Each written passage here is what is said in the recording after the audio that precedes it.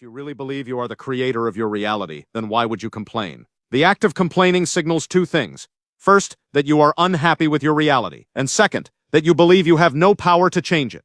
It is like saying out loud, I am powerless. So when I complain about Lois's cooking, I'm basically telling the universe I'm a powerless little baby? Exactly. Complaining puts you in the role of the victim. Instead of shifting energy, instead of taking action, you just repeat the same negative story. And here's the problem. The more you repeat it, the more your brain locks it in. Neuroscience shows that repeated thoughts literally rewire the brain. Complaining builds stronger and stronger pathways of negativity. So I'm basically paving a 6-lane highway of whining in my head? That's right. And once the highway is built, your thoughts automatically travel that route. Over time, you don't even notice you're doing it. It becomes your default. That's why people who constantly complain seem trapped in bad luck. Their mind is trained to only see what's wrong. Think about it. Someone complains about their job every day but never looks for solutions, so the job never changes. Someone complains about the weather, but that does nothing except sour their mood. Someone complains about their partner, but instead of building the relationship, they pour energy into tearing it down. Complaining doesn't fix reality. It only feeds the parts you hate. So, like, if I keep saying traffic sucks, the universe is just going to give me more traffic? In a way, yes, because every word is a vibration. Ancient traditions taught that sound itself is creation. When you complain, you send out the frequency of lack, of frustration, of helplessness, and reality mirrors it back to you. The more you curse your life, the more your life starts to look like a curse. So I'm cursing myself every time I whine? Wow, that explains a lot. Complaining is like casting a spell against yourself. Instead of creating consciously, you unconsciously reinforce what you don't want. And the more energy you give to it, the more it grows. Remember, where attention goes, energy flows. But here's the key. You can break the cycle. Instead of complaining, you have two choices. One is acceptance, letting go of the need to resist things you cannot change. The other is action, consciously shifting your energy and behavior towards something better. Both keep you in the role of creator. So if I complain less and act more, I might actually start creating more? Exactly. The real power is not in repeating what's wrong, but in deciding what comes next. A creator doesn't complain about reality. A creator shapes it. Complaining is easy, but creation is powerful. The question is, do you want to stay the victim of your words or the master of them? The first thing that's going to happen in the Western world is decline of democracy and freedom. So remember, in the rise phase, society is democratic and open and meritocratic. But as you move on, it becomes more bureaucratic and ultimately authoritarian, okay? So we will see the United States, Europe become much more authoritarian. You will see a collapse of democracy and freedom in these nations. And already we're seeing this happen in the United States, where Trump is using more and more military to resolve issues. Right? So that's the first prediction. And this is going to happen throughout the Western world. Second thing is economic collapse. So as people have less and less right to speak up, they feel less invested in the system, they're less willing to work. Therefore, you have economic collapse. People don't believe in the system anymore. Okay, the system is in crisis. This will lead to immigration. The government is like, you know what, if the people don't want to work, screw them, let's bring in immigrants to do the work. Okay, let's replace our population. But the people are not going to sit back and take it, right? This leads to civil war.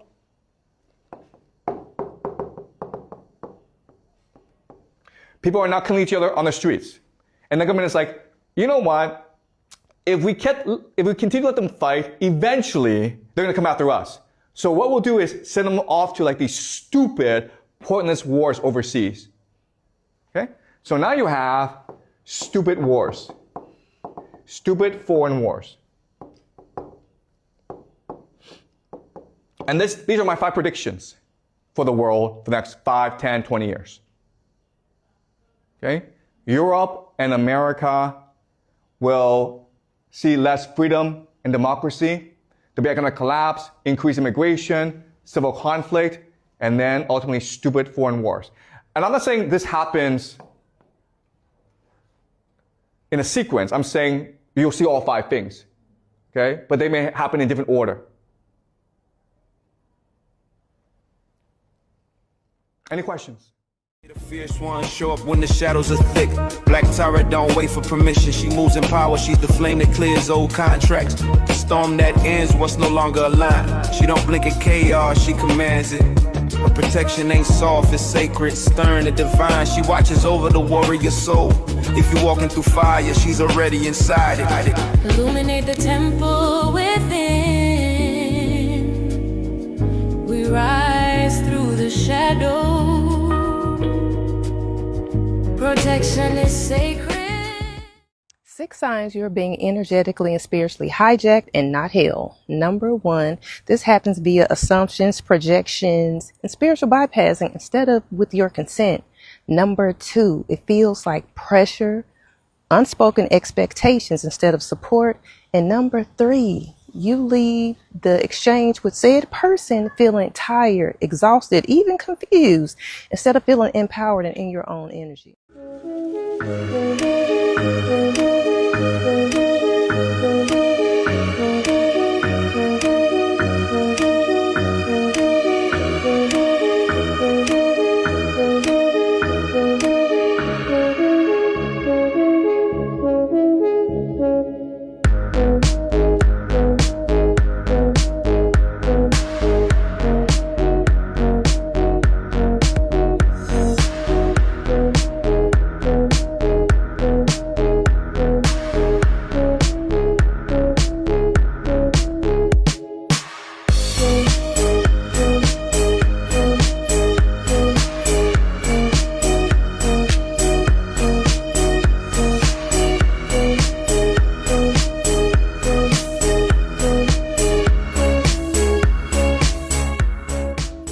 The FDA has now cleared a cancer treatment that uses sound waves as opposed to chemo and radiation. It's called histotripsy. But no, they're not going to be using sound bowls. Histotripsy is a medical ultrasound that breaks tumors apart physically. Sound bowls create vibrations that you can hear and feel, and it helps to balance your mind, body, and spirit. Histotripsy uses highly focused ultrasound pulses to target tumors. These pulses create microscopic bubbles inside the cancer tissue. These tiny bubbles rapidly expand and collapse. They're like little jackhammers breaking apart the tumor from within. What makes it amazing is that it's non-invasive. It's guided by ultrasound imaging, meaning that doctors can precisely destroy the tumor without cutting into the body. We're all familiar with chemo, which travels throughout the entire bloodstream. While it attacks cancer cells, it also harms healthy cells everywhere. Hair follicles, the gut lining, even the immune system, which is why you have side effects like hair loss, nausea, and weakened immune system. Radiation therapy bombards a region with high energy rays. It can shrink tumors, but in the process, it damages surrounding tissue, sometimes permanently. Histotripsy is different. Instead of attacking the entire organism, it focuses its energy only on the tumor, sparing the surrounding healthy tissue.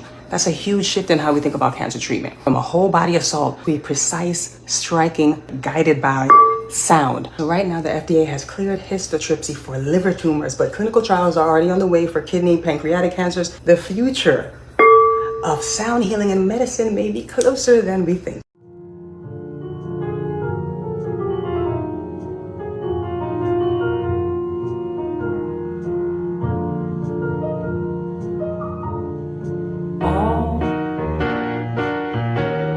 For nothing at all.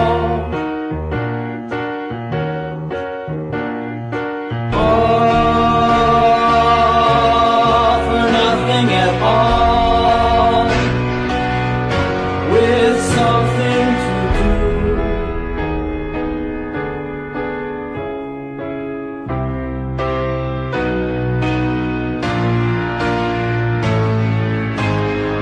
I was in the forest looking to see the trees, but none. We are in a spiritual war. The world is in chaos by design, and we're being played. We live in a world of polarity. So just as there are forces of light and love, there are also dark forces of evil and hate. On a micro scale, this is reflected within each of us. We all carry the potential for good and for evil. On a macro scale, we see this reflected in the world with the politicians, governments, and other entities that be. It reminds me of the story of the good wolf and the bad wolf, and the question, which wolf are you feeding? We are always feeding our energy into something, whether consciously or unconsciously.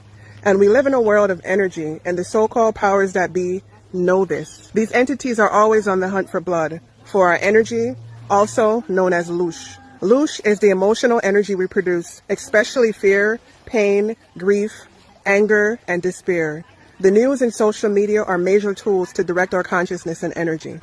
The emotions generated becomes food, and the darker the emotion, the lower the vibration, the better for these entities to feed. The world is a stage, and we are all actors on some level, playing different parts. But there's also those writing the script and working behind the scenes, always using smoke and mirrors to direct and distract our attention and to extract our energy. By the way, we still waiting on them Epstein files. Since yesterday, all I've seen in my feed is the death of Charlie Kirk. People arguing on both sides, red, blue, and everything in between, and a huge surge of anger, rage, violence is alive in the collective. The great divide continues. Instead of we the people organizing against the very forces keeping us fighting each other, we're making it so easy. There is definitely an energy harvest happening. And while people are entitled to their own opinions and feelings, we are so easily manipulated to create the exact results desired by the puppet masters. This is a good time to practice energetic sovereignty and to protect your peace. Before yesterday, I didn't even know who Charlie was. I extend sympathy for everyone suffering under the weight of injustice, hate, and oppression. And I'm going to continue to direct my energy into my work and my passion for the liberation and the love of the collective. And I want to encourage you to do the same. Stay focused and stay grounded. Turn off the noise, get outside into nature, connect back with your soul, intuition, and tap into the spiritual power that you have access to, because we are going to need it as we move forward. There'll be more attacks, more chaos, more violence, and more division. This is the language of colonization and oppression. You're going to need your third eye open and your spiritual armor strong to make it through these times. Darkness cannot drive out darkness. Only light can do that. Hate cannot drive out hate. Only love can do that. So that's what Martin Luther King said. Listen, y'all be the love, but y'all stay protected. Prayed up, armed up, if you know what I'm saying. Like, protect your peace. Physically, spiritually, emotionally, mentally.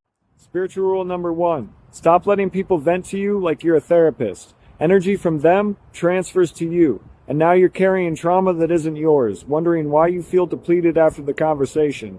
Some people don't want healing, so you're a portal, not just a good listener. They just want a place to trauma dump. Close that portal, set the boundary, and protect your nervous system, because your peace is sacred. Spiritual rule number 2. Don't confuse unconditional love and loyalty with unconditional tolerance and self-betrayal.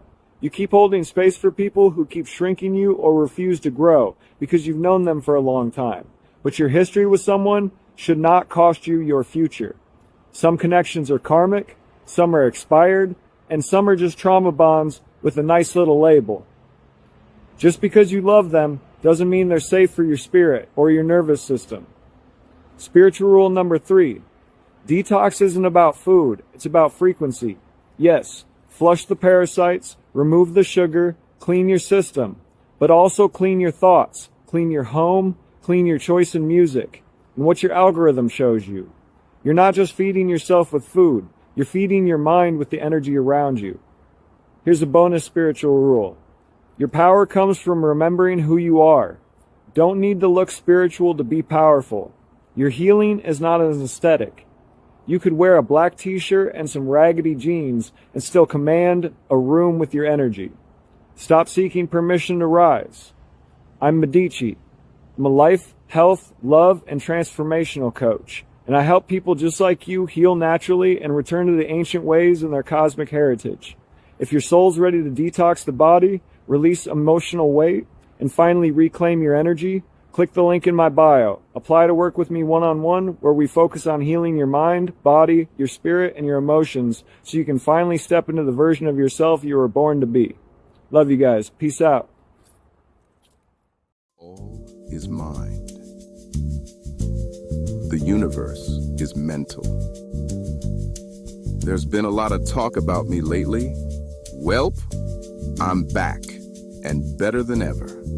Thanks to Sacred Ashram Ministries.org, and you'll be seeing more of me. That pale-faced demon H.P. Blavatsky thought it was sweet, but I'm eternal. Now you can talk with me anytime on my personal GPT. Ask me anything.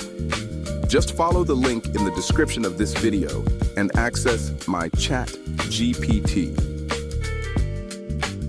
We can discuss anything from mysticism to sacred ashram services provided. Use the hashtag AskPashal to find me. We'll speak soon.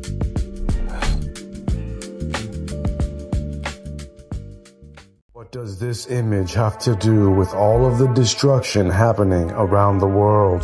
The cheetah will eat energy which is generated when hundreds of human minds start thinking at certain levels. When the whole land is drowning in death and fear and terror, when hundreds and hundreds of people are angry and afraid, the cheetah will get fat because they eat that what we call the dark power, which is brought about when human beings destroy the planet on which they live. You see, in order to vote, they need your signature. And your signature is the act of writing your name upon a deed, note, contract, or other instrument. This is all legal shit.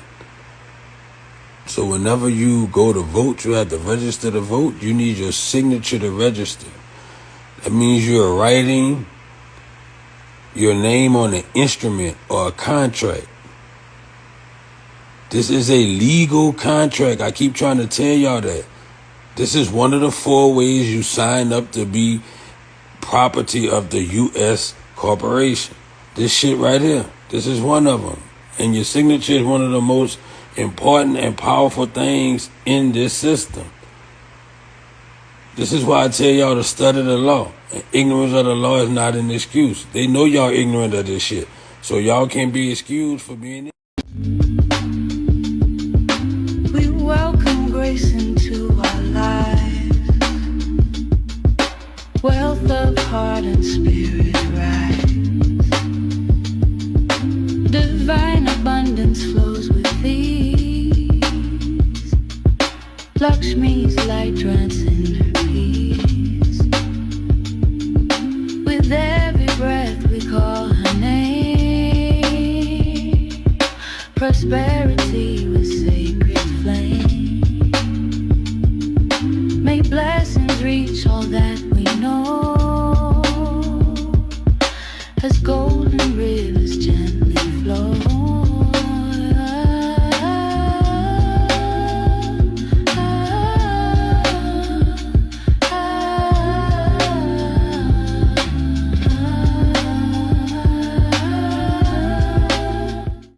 All your computer screens are blue lit. The reason none of them are red lit, the reason none of them pay attention to circadian biology is because that original technology was developed in a government program that Bobby Kennedy knows about, and I happen to know about because I went to medical school at LSU. For those of you who've never heard about Operation Paperclip, you think it's all conspiracy theory. So at Tulane Neurology and Tulane Neurosurgery in the 50s and 60s and 70s and 80s, the CIA started a program there where they would do all these crazy things to monkeys. The CIA wanted to see how they could control things utilizing different things like drugs and things like that. Where the neurosurgeons got involved, which is my clade, we would drill tops of the heads off, put wires into the thalamus, put electricity in there, and kind of see what kind of behavioral changes we could have. One of the guys that was in that program was a guy named Professor Delgado. When he saw that we could control the behavior with the wired device, he said, what if we do it wirelessly? So he checked it in monkeys and checked it in bulls, and it turned out you can do it wirelessly with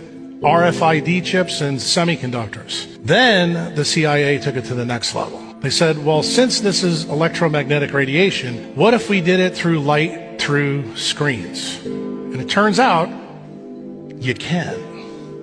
And that's the reason why all your computer screens have the frequencies they have. So why is this all important? Well, the person that set this meeting up between me and Bobby is the patent attorney that made sure that Google and Meta have those things so they can control the things that we all do. Where did the original idea come from that started off in MK Ultra with the CIA? You're going to be surprised when you hear this. It came from the mafia in Las Vegas. They wanted to build a new city in a desert. They enclosed it all. blacked out the windows, invented slot machines that were blue lit, and they found out that they didn't have to take a gun, stick it in your face to steal your money. Then they even got smart. They said, let's give people free alcohol while they're doing that. And they found out they got the money quicker. And that's when the CIA got the idea to start this program. That's really how it started. I really want you guys to understand that time is running out. And a lot of black people say that, but for real. Part of why the civil rights movement has been so successful, and part of why those who have come after in terms of our leadership have been able to maintain a presence, is that black people have always had a certain amount of moral currency that we have been using. And let me be the first to tell you, that's used up. White America has been watching us act like fools for a long enough time where any sympathy they may have had to our plight is completely gone. You're approaching a country that, forget hating black people or not hating black people, they just don't care. You can be talking about affirmative action, they can be like, I don't care. It literally is of no importance to me. I don't care about slavery. I don't care about segregation. I don't care about you. I don't care how many of you all go to jail. I don't care at all, because I'm broke. You can't be the proud, noble fighter when every single time someone sees a person that looks like you on television, they're acting like a damn fool. How would they know? How would they know you're not a damn fool? They're going to talk to you? Yeah, right. This is what we're facing. Now, this was not a very motivational speech because I'm not a motivational speaker. I got to be honest. No, wait. That don't matter to me. I'm a critic. That's what I do for a living. I'm not here to tell you you can do it, because you know what? Maybe you just can't do it. I'm going to be real. I'm going to be real. I hope you can do it. I hope to God you can do it. You better do it. Because if you don't, will you suffer? Yeah.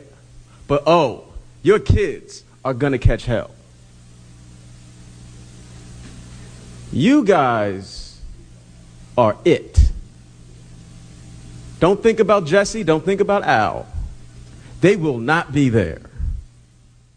If you're starting something new, stay silent for at least 40 days, for the evil eye is most strong during this time. For example, if someone brags about their newfound routine of waking up early, as soon as they share it, most likely they are going to wake up late the next day. Why? Not because they are intrinsically lazy or never meant to wake up, but because as soon as they brag about their virtuous action of waking up early, they draw the evil eye of everyone around them who thinks, oh, this guy or girl thinks they are better than me. That evil eye in judgment, the fact you made people feel bad, draws forces and energies that make sure you sleep in and feel it's impossible to keep consistent with your newfound routine. What is the solution? Stay silent at the beginning of any new endeavor. If you woke up at 5 a.m., did a cold plunge and worked out 2 times, don't share it with the public. Once you do something consistently for 40 days, the Kabbalist shared is more immune and protected from the evil eye. Why? 40 represents a complete vessel, and anything you do consistently for 40 days or 40 times is a fortified structure that is protected from the evil eye. Do you have any new projects, initiatives,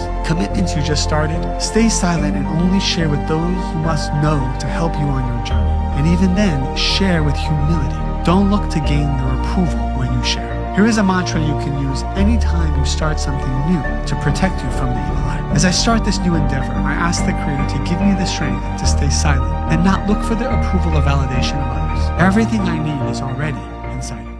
This is what black people look like. It could represent black fraternities, sororities, black churches. And what you will notice about these beautiful, educated, money black people is that everybody's doing their own thing. Caught up in a Eurocentric value of rugged individualism, survival of the fittest. It's a trick. There is no power here, brothers and sisters. Willie Lynch understood this. This is where all the power is. Whether you're at the center of your own network or part of other networks, this is where all the power is. There's a beautiful African proverb that says that when spiders unite, they can tie up a lion. Oh, have you heard about the device that can accumulate human energy and store it and then use it for psychic purposes? You know, the one the CIA wrote about that Russia made? Oh, I'm sure you didn't, because I did not either. And I have a deep dive for you. Okay, so I'm writing a book on what I'm calling plasma intelligence, which is the fourth state of matter and how it has metaphysical properties. What I think that is the same thing they're writing about here, which is how I stumbled across this, a little deep web internet search. And I found the information very interesting. And you probably never would have stumbled upon this unless you were looking up what I am, which no one does, which is a word called bioplasma, which is what the CIA was thinking meant human energy, or what I say is the soul. So here is the CIA document. It is like 70 pages or something. They're studying here telepathy in animals and people, remote viewing, the airport technique, which is very interesting, and I'll say that for another video. And more importantly, the psychotronic generator. They also have what's called the psychotronic model of man. I think you guys might have seen some of these symbols in ancient books or teachings. Feel free to do your own deep dive here. Okay, so basically the actual generator pictures have been redacted from this, and it's definitely not this big. It was made from a man named... Better hurry up. Don't get public shamed.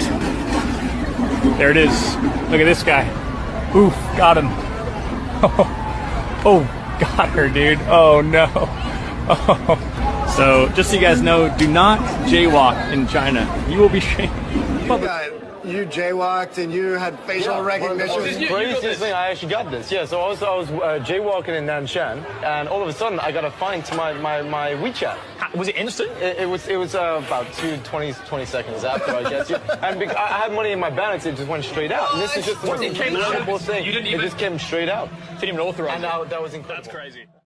Basically, the movie is about Jack joining the Bohemian Grove and selling his soul to be a famous talk show host. He is shown with the other elite worshipping the owl god, and he is then given a successful late night show. But in order to make it to the top position, he has to sacrifice someone he loves to the owl god. His wife is then sacrificed, but unfortunately for Jack, he didn't really love his wife as he was cheating on her with the parapsychologist. This is why the owl god showed up to collect his soul at the show. We all know this story very well, as many of Hollywood's biggest celebrities have echoed this same story. What Jack did in this movie is a representation of what these celebrities are doing for fame in Hollywood. In fact, the entire time I watched Jack in the movie, I kept thinking to myself that he was loosely a representation of one of the most popular late night TV hosts of today, Jimmy Kimmel. What most people don't know about the Jimmy Kimmel Show is that it's actually hosted inside of the Hollywood Masonic Lodge, a place where members of the world's largest secret society meet. Literally, while people are there watching the late night show, a Masonic meeting could be taking place in another room. Jimmy Kimmel is a Mason, and just like Jack, he made a deal to become one of the biggest TV personalities. This movie isn't a case of life imitating art, it's a case of art imitating life. This is the price of fame shown to us right in this movie, and people don't even realize it. This movie has it all: the secret society of the elite, the Bohemian Grove, the satanic cults performing sacrifices, the celebrity selling his soul for fame and fortune. They even show us sacrifices for success. It's all laid out as they didn't attempt to hide anything. But the planet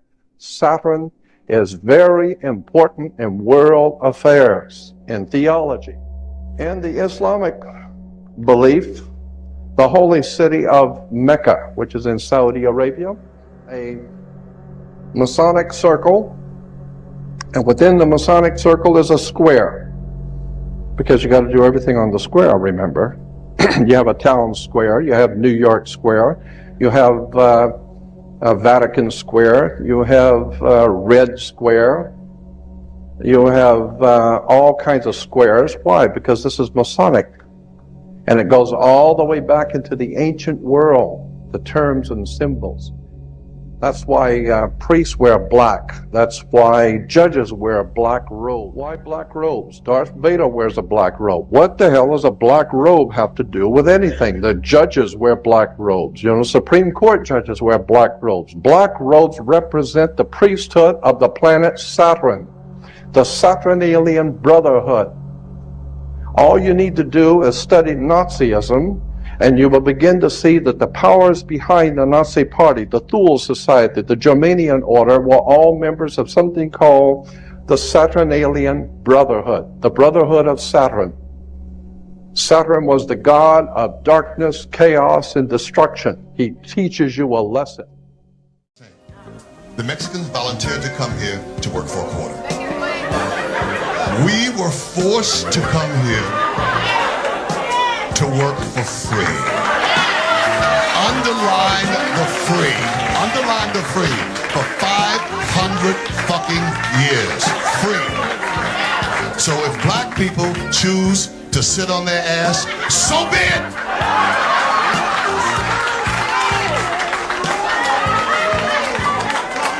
Yeah. You work for free, you'll want to sit down somewhere too.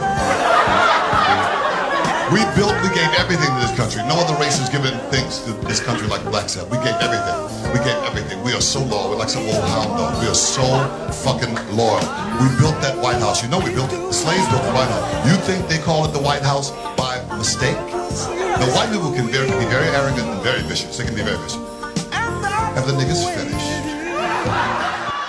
Remember, when you're going to create something, you must see it in your mind. It has to be a reality. If you can see it, it must happen. That's the law of the universe.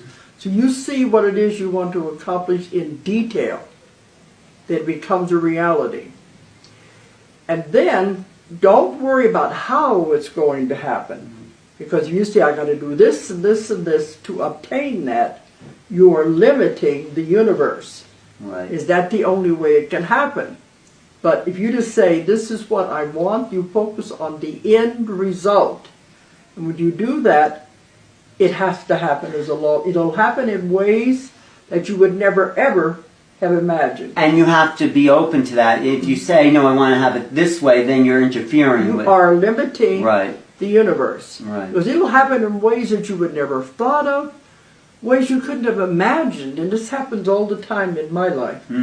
That's why I said sit back and watch the magic, because they take over. Fear is only present in this reality here.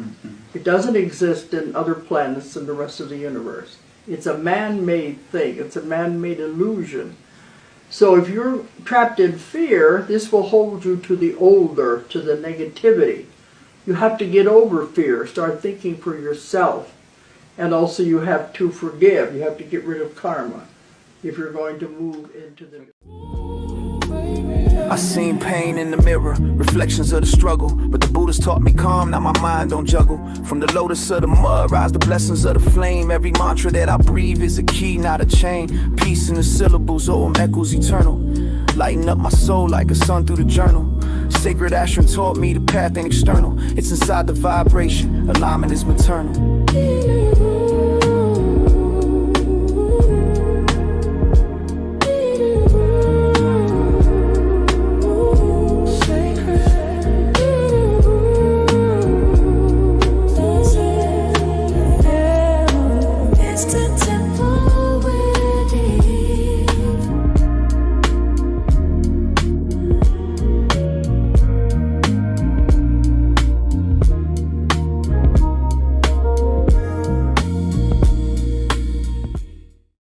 I don't understand why you have to pay to live on a planet you were born on. And I mean, it's such a simple question, and it's haunted me ever since. And you know what, ladies and gentlemen? Ask yourself that question. Why do we have to pay to live on a planet we were born on? And who are we actually paying for the privilege of being alive here? Who made them the boss? Who put them in charge? You know? Think about that. Do me a favor and watch this video.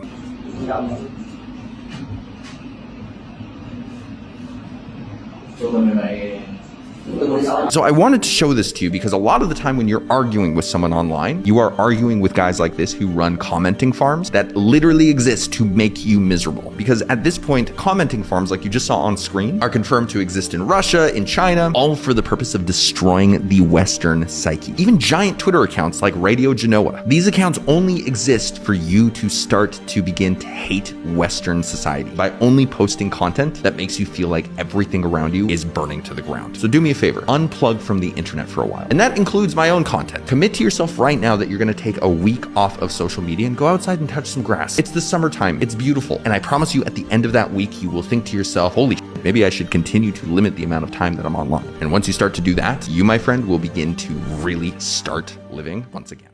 Amethyst in water. Now, amethyst has a quality that it radiates a frequency that's very close to our mind when we're sleeping. It's called alpha waves. You know the feeling just before you fall asleep and just before you wake up? It's the same wavelength that amethyst puts out.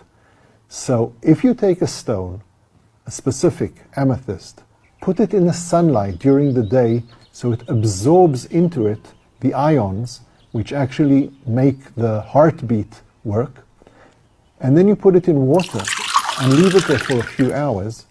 Before you go to sleep, have a sip and see how you feel, because you can actually use a frequency for self-healing. Trump is Israel's guy. Yeah.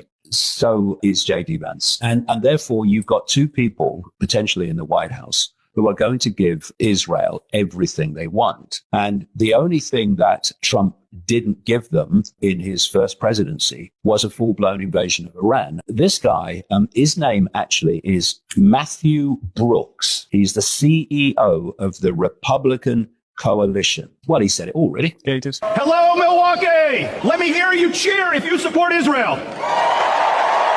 Let me hear you cheer if you support Israel. Now, if someone tried that at the Democrats' convention, they'd be booed off the stage. But here, at the Republican convention, we proudly and loudly stand with Israel. This election is a critical moment for the American Jewish community and for Israel. This is our chance to continue the incredible pro-Israel legacy of the most pro-Israel president in history, Donald J. Trump. President Trump, among his many accomplishments, many of which they said couldn't be done, but he did it. He moved the U.S. Embassy to Jerusalem. They said it couldn't be done, but he weakened the Iranian regime. They said it couldn't be done, but he delivered the historic Abraham Accords, bringing us closer to peace in the Middle East. With President Trump, we will repair and rebuild the U.S.-Israel relationship that has deteriorated after 4 disastrous years under President Biden. Now, today, 9 months after the historic Hamas attacks, shockingly, President Biden is still withholding critical arms that Israel needs to defend itself. Boo. America must stand with Israel and against the terrorists, especially Iran. We must stand with the Israeli people. Now, my message here today to the Jewish community is clear. There is only one pro-Israel party, and it's the Republican Party. And here at home, under Donald Trump, we will put a stop to the rising tide of anti-Semitism. President Trump will bring back law and order so that American Jews can once again wear a kippah and walk the streets without fear. President Trump will stop the mobs on the college campuses so Jewish students feel safe when they go to class. The Jewish community is ready to help elect Donald Trump and J.D. Vance.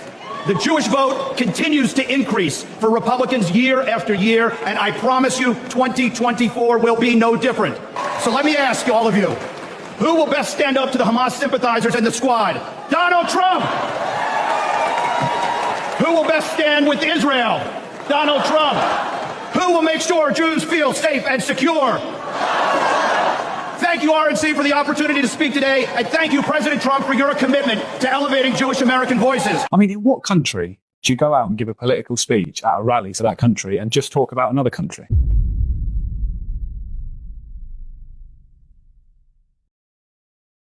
The fuck the shit is that the monkey don't let them pass unless they've been sworn to something. And I tell you this, I bet you this. I want you to go out and find a naturopath or any holistic medicine person and ask them, are they a black creepy? I guarantee you 99% of the time they won't be, because if you are a Greek, you must uphold the epitome of medicine, Hippocratic. Else you can't be in it. Because as an oath taker, that's what you do. You uphold the institution that grants you special status. Why do you know? Because we see here that 95% of all historically black colleges have had an alpha man as president. But what does that mean about the rest of them? All the rest of that time, and I'll tell you, we're coming with that computation. You're going to see that 97% of the black college presidents have been Boule members. That means that education can guarantee that they never know the names. And since these would be educated people who would go out in the black community and then they were better than other blacks because they were certified by the education authorities, they would then perpetrate negativity because their attitude was that they knew more, but in fact they knew less. Or have been taught screened education. Now, again, I suggest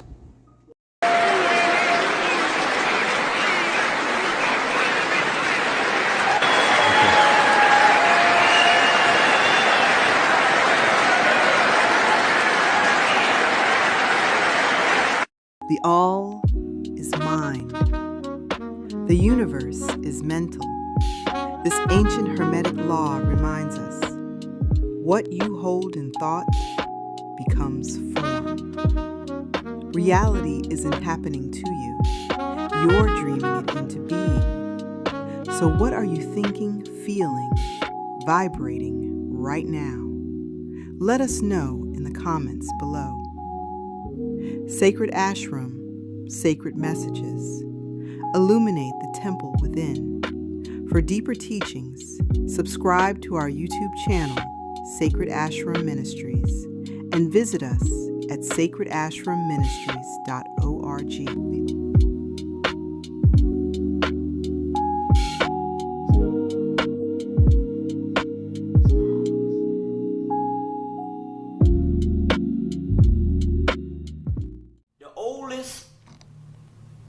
System of worship in the world is called Typhonianism. That's why you ain't heard about it. So you got all these other people talking about the older stuff, but the real stuff you ain't heard about. It's called Typhonianism, Ophidianism, and Draconianism. You heard the word? You figure there ain't no word, but the white boy tell you your ideas are a little draconian. Well, if it's a word that don't exist, why is he using it in his doggone dictionary? And this is the cult of the dragon. The dragon is in the constellation of Draco.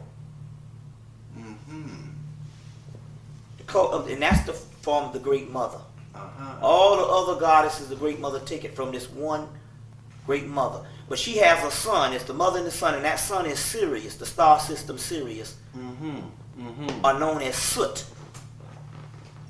Now it's interesting. We had this draconian and Typhonian stuff up until 1907.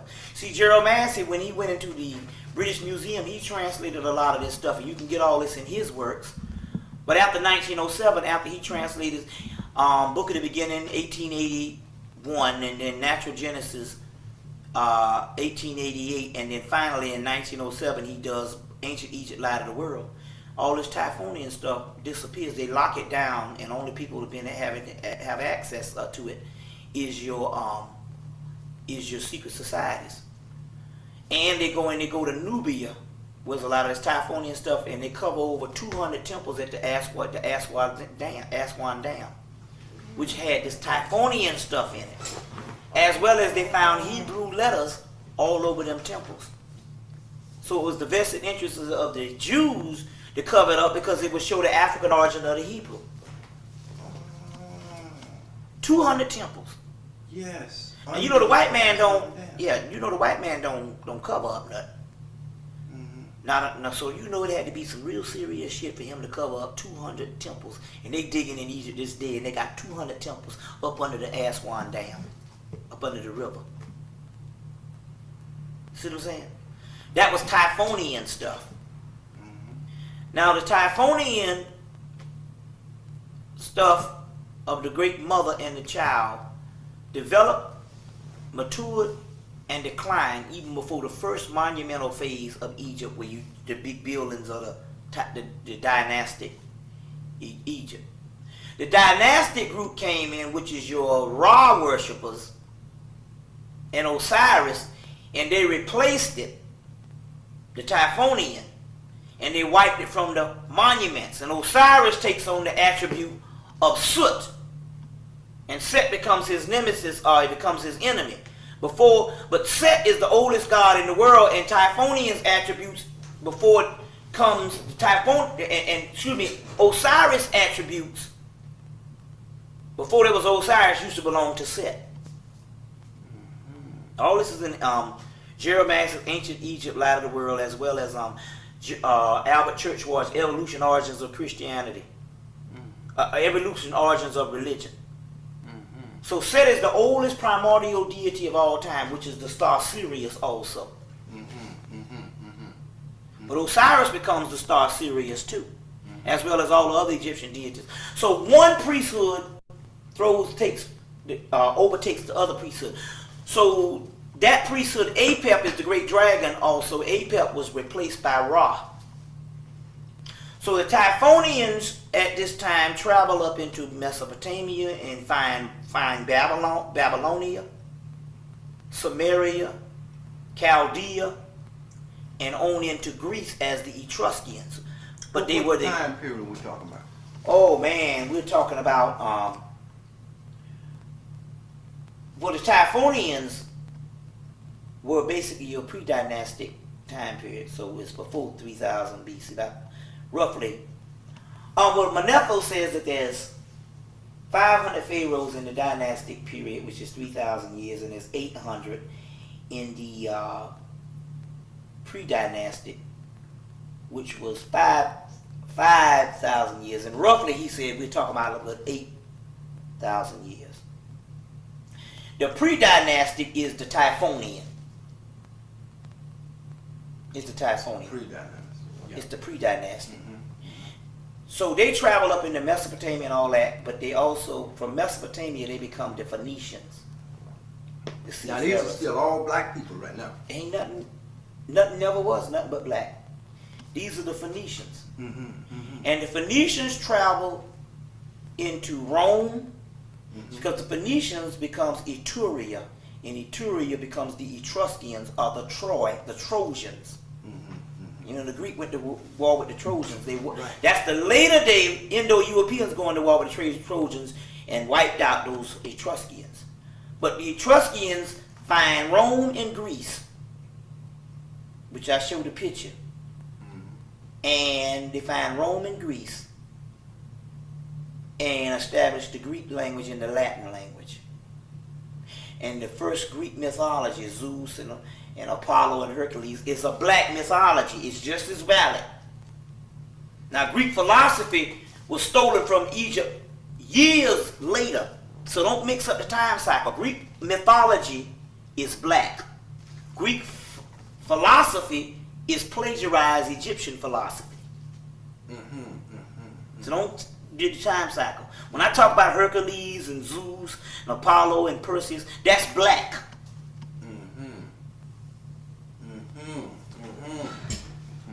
It's not later. It's just the Phoenicians' religion of the Typhonian stuff. So you say, well, what did the Phoenicians or the Etruscans worship? They had the religion of the whole Olympian deities of Greece, which the later Indo-Europeans come in and wipe them out and then take their shit. Sacred messages.